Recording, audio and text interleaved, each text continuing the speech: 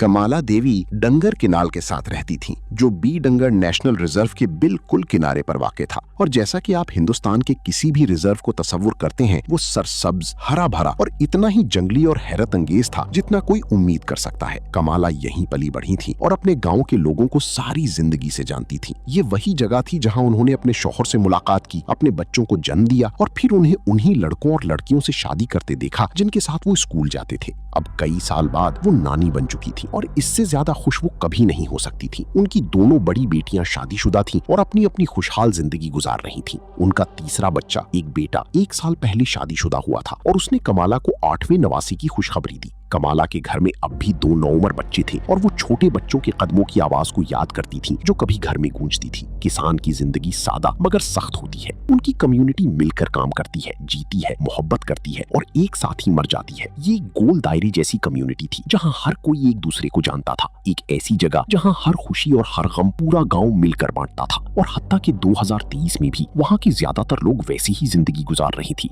जैसे वो 200 साल पहले गुजारते थे। और कमाला को ये सब बिल्कुल वैसा ही पसंद था। बुध 9 फरवरी को कमाला अपने बेटे और बहू के घर गईं ताकि नए शादीशुदा जोड़ों की मदद कर सकें, क्योंकि उनका बच्चा पहली बार नज़ले का शिकार हुआ था और नातजुर्बाकार वालिदैन को खानदान की बुजुर्ग खातून से मशवरे की जरूरत थी। बच्चे की हालत संजीदा नहीं थी, आखिरकार ये सिर्फ नज़ला ही था। मगर कमाला को वैसे भी जाने का बहाना मिल गया था। उन्होंने खेत की जिम्मेदारी 2 नौउम्र बच्चों के हवाले की और पूरा दिन नौमौलूद को गोद में लेकर गुजारा, जबकि उसके वालिदैन ने कुछ आराम किया। शाम ढलने लगी तो कमाला वापस जाने लगी, उस पगडंडी पर चलते हुए जो जंगल के किनारे के साथ साथ जाती थी। ये सिर्फ 30 मिनट का रास्ता था और वो जंगल से आने वाली आवाजों से लुत्फानंदोज हो रही थीं जब परिंदे रात से पहले अपनी आखिरी सरगोशियां कर रहे थे। ये रास्ता गांव वालों के लिए आम था, वो तकरीबन हर रोज इस पर चलते थे। और चूंकि ये टाइगर रिजर्व के करीब था जहाँ जानवर कम बाढ़ के साथ आजाद घूमती थी, इसलिए मकामी लोग हमेशा मोहतात रहती थी। लोग शाज़ो नादिर ही अकेले सफर करते थे, चाहे उनके पास गाड़ियां ही क्यों ना हो। मगर उस रात कमाला अकेली थी और दरख्तों में एक शिकारी मौजूद था जो इस हकीकत से बखूबी वाकिफ था। मगर ये कोई शेर नहीं था, ये एक चीता था। दोनों जानवर खतरनाक समझे जाते हैं और बाज औकात चीता साइबेरियन शेरों से भी ज्यादा खतरनाक होता है, क्योंकि वो ज्यादा चालाक, खामोश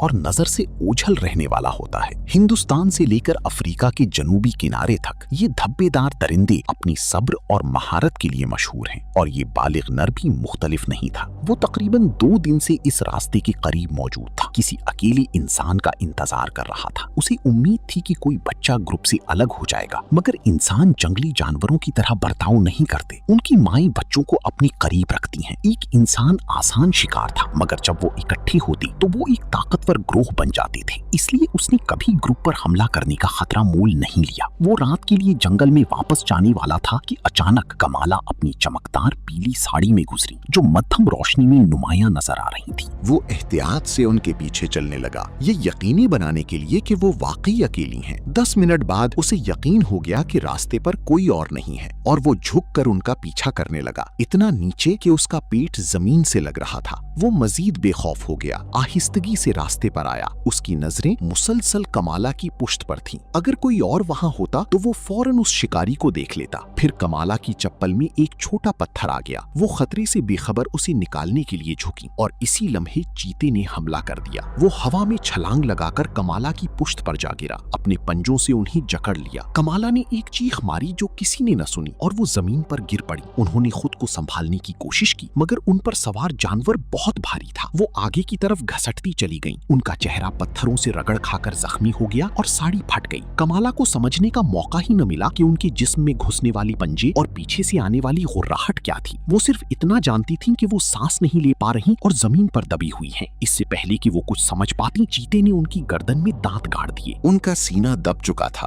और अब उनका गला भी बंद हो गया था। उन्हें एहसास हुआ कि हमला आवर एक बिल्ली नुमा दरिंदा है, मगर सांस बंद होने की अजियत ने बाकी दर्द को दबा दिया। ऑक्सीजन की कमी ने उनके दिमाग को घबराहट में डाल दिया और वो बेबसी से जमीन पर तड़पती रही। जानवर पुरसुकून रहा, उसे मालूम था कि शिकार उसके काबू में है। अगर सांस की कमी ना मारते तो वो खून बहने से मर जाती, क्योंकि उनकी बड़ी शरियान से तेजी से खून बह रहा था। और यही हुआ, कमाला खून बहने और दम घुटने से जाँ बहक हो गई। 2 मिनट से भी कम वक्त में वो बेहोश हो गई और 1 मिनट बाद चीता उन्हें घसीटकर जंगल में ले गया। आधी रात तक पूरा गांव उनकी गुमशुदगी से वाकिफ हो गया। लोग तलाश में निकल आए, हत्ता कि उनका बेटा और बहू भी बीमार बच्चे के साथ शामिल हो गए। एक गांव वाले को सड़क पर खून मिला और वो टॉर्च लेकर जंगल तक गए, मगर अंधेरी की वजह से वो कुछ ना कर सकी। सुबह होने पर उन्होंने दोबारा तलाश शुरू की और दोपहर से पहले उन्हें कमाला की लाश एक गिरी हुई दरख्त के पीछे मिली, मगर उनका ज्यादा जिस्म बाकी नहीं था, सिर्फ हाथ, पांव और चेहरा बचा था। बाकी जिस्म जंगल में बिखरा हुआ था। गांव वालों ने खानदान को करीब आने से रोक दिया ताकि वो ये खौफनाक मंजर ना देखें। किसी को तहकीक की जरूरत नहीं थी, सब जानते थे क्या हुआ है। उन्होंने सिर्फ इतना किया कि लाश को जमा करके खानदान की हवाले किया जाए ताकि मुनासिब तदफीन हो सके। चीता उसके बाद दोबारा नजर नहीं आया, या शायद वो अब भी दरख्तों में छुपा हुआ है, किसी और अकेले गांव वाली का इंतजार करते हुए, ताकि उसे भी इसी खौफनाक अंजाम तक पहुंचा सके।